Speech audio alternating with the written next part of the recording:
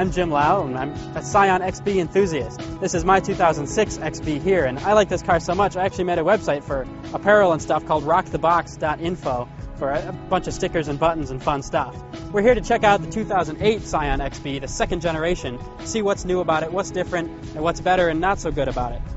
For the new car, it looks like they took the old one and it kind of melted. They left it out in the sun too long. It's really lost that nice sharp edges that it had, and everything's just a bit more rounded. It loses that original style.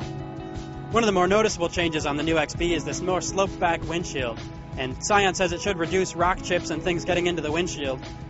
You'll appreciate the old one's got this nice tall opening. You can load in a big, a mattress or bed frame or TV or anything, and you've really got plenty of room to work with back here. When the seats fold down, this back area is just huge.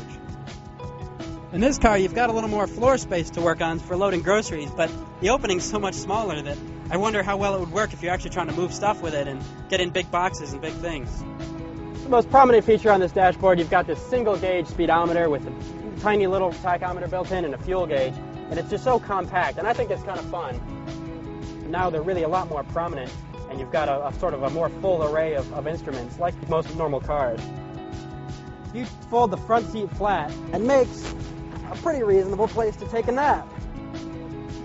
The interior definitely feels more grown up, even from having these map lights up top that we never had before, and just some of the finishes and the way that they lay it out. It does just seem a bit more like a higher dollar car. I think I do like the new controls a little bit better. It does feel like a newer car, even though it's only 2 years newer than mine. The XB, the old one, just had pretty plain switches and dials and everything, and really nothing special, and this just feels a little bit nicer. Just here cruising at highway speeds, the engine is a lot less buzzy. I think it's going about 500 RPM slower than it would have had to be in the old car to keep us going, and it's nicer for a long ride. Don't show them how fast I'm going. The old car, you get a lot of looks. It's such a different looking car, and this one I feel like is just more of a generic shape.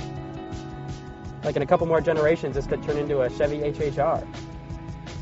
This may well be the XB that America wants. Bigger, squishier, just softer, more comfortable. But it's not the XB that I want. Sometimes the sun just doesn't do as well as the positive.